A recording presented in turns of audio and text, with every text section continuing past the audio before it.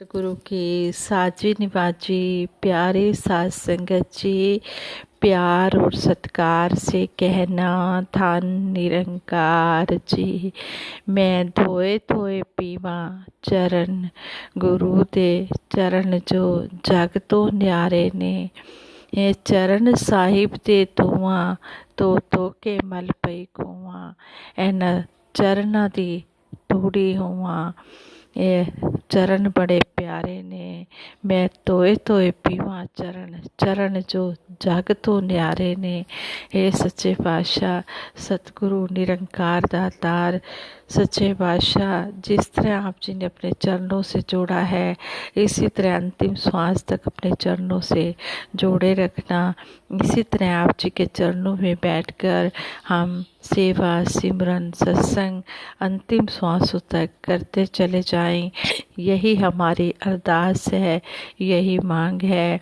चरणों में बिठाया है, चरणों में बिठाए रखना। जिस तरह हमें चरणों में लगाया है इसी तरह लगाए रखना। इस मांग को पूरा करते हुए आप जी ने हमें सेवा सिमरन सत्संग के साथ हमेशा जोड़ के रखना है। दासी चरणामृत पर विशेष विचार रखने जा रही है।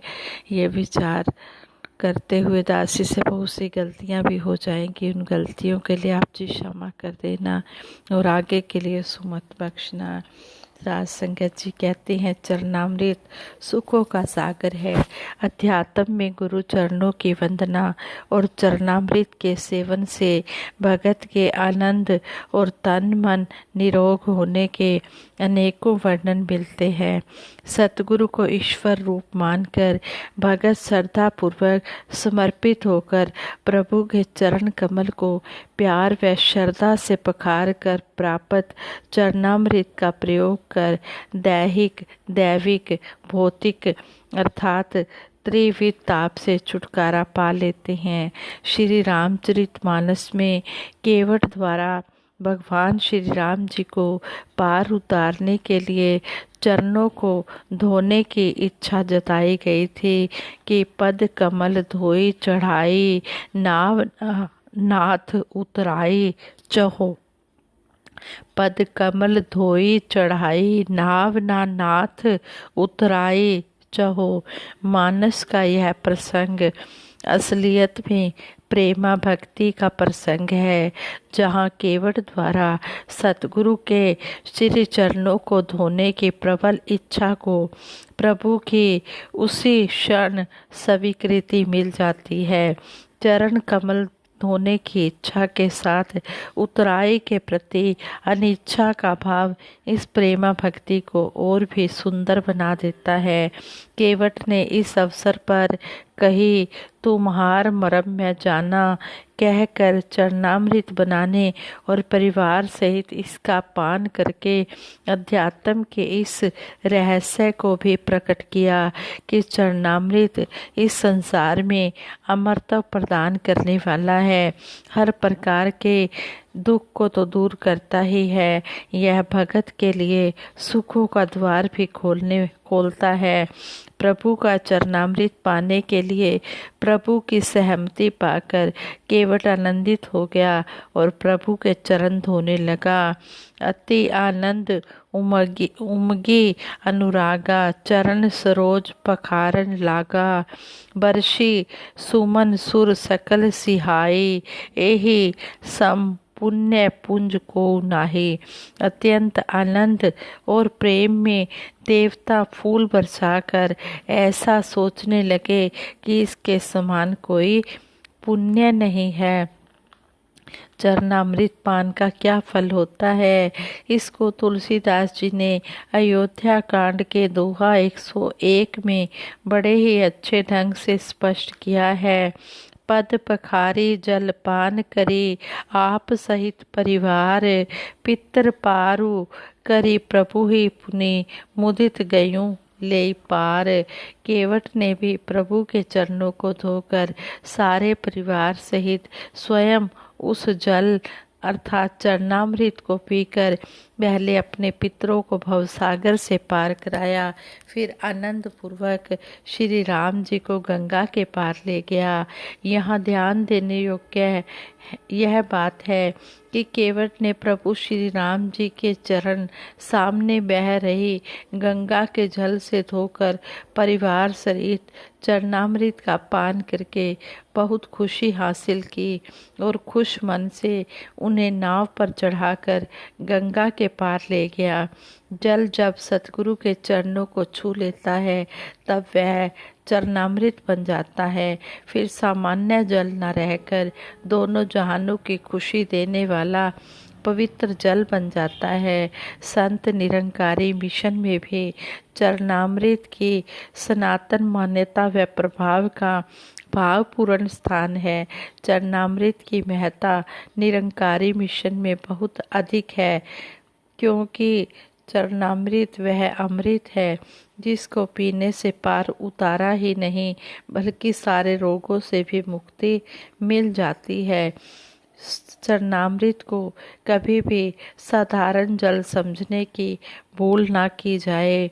एक बार शहंशाह बाबा अवतार सिंह जी महाराज ने कहा था कि मेरे देखने में आया है कि कई संतजन किसी बीमार व्यक्ति को जब देखने के लिए जाते हैं तो उसका रोग दूर करने के बजाय उसका रोग बढ़ा आते हैं। मैं ऐसे इंसानों के लिए कहा करता हूँ कि आप तो भलाई के लिए गए थे, परंतु उसका रोग और अधिक बढ़ा आए हैं। आप जब बीमार को देखने के लिए जाते हैं तो यह जरूरी है कि आपका अपना ध्यान गुरमत के अनुसार हो। जब वह बीमार कहे कि मुझे कष्ट है, तब आप यही कहें कि दातार कृपा करेगा, चरणामृत का पान करो तो वह अवश्य ही ठीक हो जाएगा। यदि आप यह कह देते हो कि यह रोग तो बड़ा भयंकर है, किससे इलाज करा रहे हो, जब वह किसी डॉक्टर का नाम बताता है तो आप किसी और समझदार डॉक्टर के बारे में सलाह दे देते हो, तो उसे वह सब भी करना पड़ता है। अलग अलग दवाइयों से दुख कष्ट तो बढ़ ही जाएगा, वह पहले ही बहुत अधिक खर्च कर चुका होता है और आप उसे दूसरे डॉक्टरों के लिए कह आते हैं। यदि वह रोगी आपके वचनों के अनुसार ना चले तो वह ठीक नहीं हो सकता, क्योंकि संत ने कहा है और मानने के लिए उतना धन नहीं होता जो वह खर्च कर सके। इसलिए मैं कहा करता हूँ कि सब लोग डॉक्टर बनकर ना जाया करो, गुरसिक बनकर जाया करो। यही कहा करो कि दातार का ध्यान करो, संतों के चरण धोकर पियो, सब ठीक हो जाएगा, क्योंकि इस चरणामृत की महत्ता युगों युगों से रही है। कहते हैं कि एक महात्मा बता रहे थे, कहते हैं कि यह दास की आप बीती घटना है। दास के छोटे भाई का रोड एक्सीडेंट में 1997 में देहावसान हो गया। वो शरीर छोड़कर चले गए। उस समय दास को निरंकार का ज्ञान नहीं हुआ था।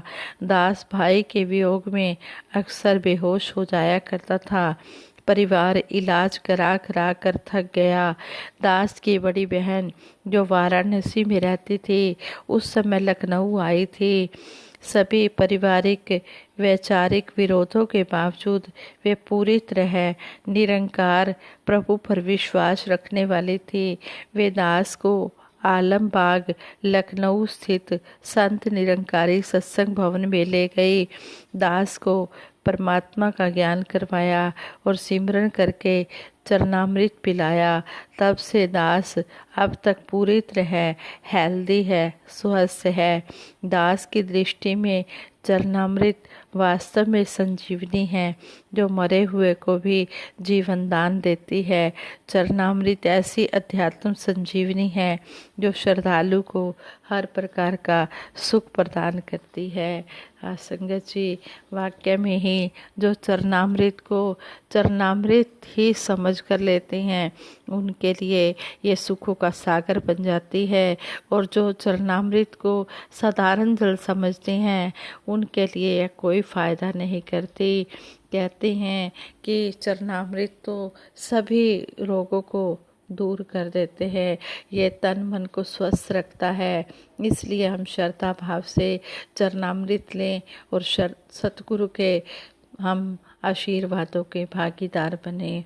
संगत जी, दासी सभी के सुखों की कामना करते हुए कि दातार सभी को तन मन धन के सारे सुख दे, ऐसा आशीर्वाद सतगुरु के चरणों में मांगती है और सिमरन रूप में सभी के लिए सांझी अरदास करती है। सभी ने मिलकर सिमरन में साथ देना है। तू ही निरंकार मैं तेरी शरण हाँ, मैनू बख्श लो। तू ही निरंकार मैं तेरी शरण हाँ, मैनू बख्श लो। तू ही निरंकार मैं तेरी शरण हाँ, मैनू बख्श लो। बोलिए सतगुरु माता सुदीक्षा सविंदर हरदेव जी महाराज की जय। निरंकारी राजमाता गुरु बचन अवतार की जय। साध संगत जी प्रेम से कहना धन निरंकार जी।